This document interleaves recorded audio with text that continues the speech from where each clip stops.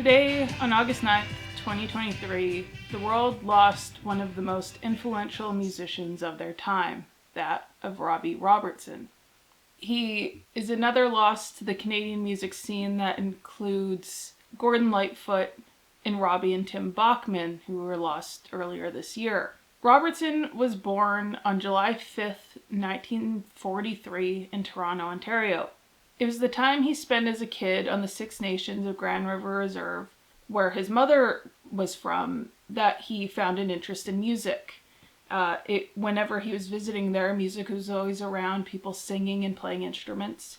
And so his mother bought him a guitar, which he kind of finds funny, the guitar that she did buy him, because it had a cowboy on it. And he always kind of thought where he learned to play guitar and having a cowboy on his guitar was kind of a funny juxtaposition. In his youth, he worked at a carnival and freak show for a short time, and actually that life as a carnival was used as the inspiration. He joined his first band in 1956. A year later, he started his own band, Robbie and the Rhythm Chords, which then became Robbie and the Robots. But those bands didn't really make an impact. It was the time he spent with Ronnie Hawkins, shadowing him and working on his road crew. He actually began with playing bass with Ronnie Hawkins, but then moved to the guitar, where he kind of took off his playing style, and his influence and just his virtuosity really came out. So he had that band. He was in that band, and it kind of morphed over time and became the Hawks. And in this time, he lived next to Bob Dylan at the famous Chelsea Hotel. So when Dylan was doing a few shows, he asked if Robertson would join him and play with him for a couple shows. And Robertson actually originally turned it down, but he ended up playing a couple shows in California with Bob Dylan. But Robertson had a loyalty to the Hawks, so he convinced Bob Dylan to basically have them be his backing band, where they were known really just as the band. See, this was a time when Dylan went electric, and when Dylan went electric, it was a weird time in music with rock and roll and old folk, and it was contentious, to say the least. So the entire time, over a 2-year period that the Hawks were playing with Bob Dylan, they were getting booed night in and night out. Instead of backing off as the crowd grew more cantankerous, they just played louder and louder. After his time with Bob Dylan on tour, the entire band, who were mostly based in Toronto, moved to New York.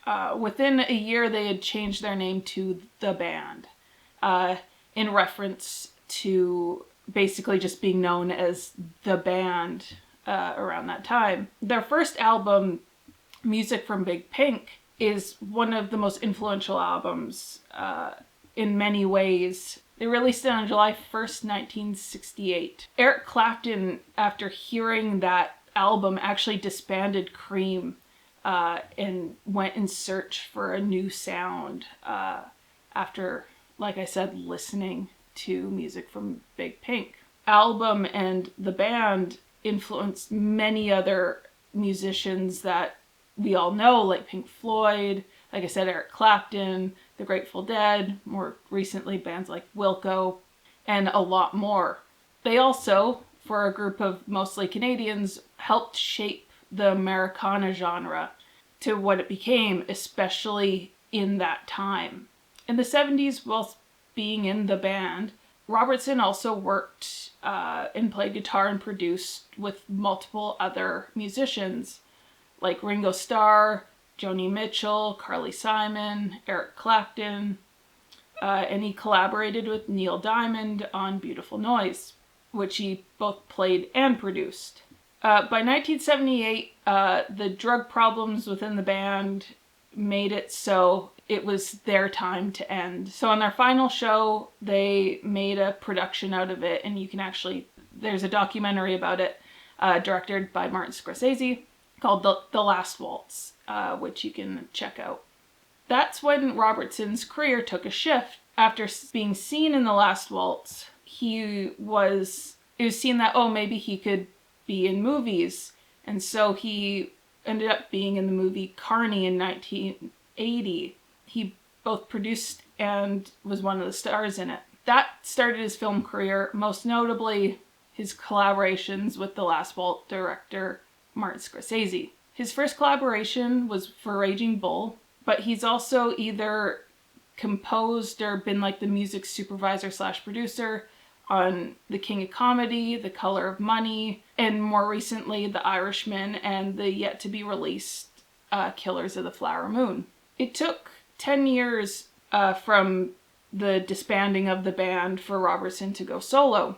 So in 1987 he released his debut solo album, Robbie Robertson. Is critically acclaimed, nominated for Grammys, and won a few Junos. And in the 90s, he delved more into his native roots with music for the Native Americans and In Contact from the Underworld of Red Boy. Also in the 90s, the band was inducted into the Rock and Roll Hall of Fame.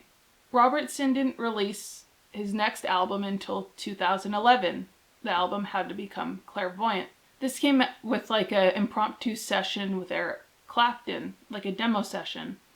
The album includes Tom Morello, Trent Reznor, Steve Winwood, and more, and actually debuted at number 13 on the Billboard 200. Also in 2011, he became an officer of the Order of Canada. He's also a member of the Canada's Walk of Fame, both individually and as a member of the band. He continued making music after Clairvoyant, but it was his retrospective documentary released in 2019 called Once Were Brothers, where he looks back on his time with the band. Now, Robbie Robertson's name might not be the most recognizable to some. It might not even be as associated with his project, even though the band has been influential, but it is that influence both in the band and as himself that kind of cements him in music history, as he is more closely associated with who he influenced than he himself.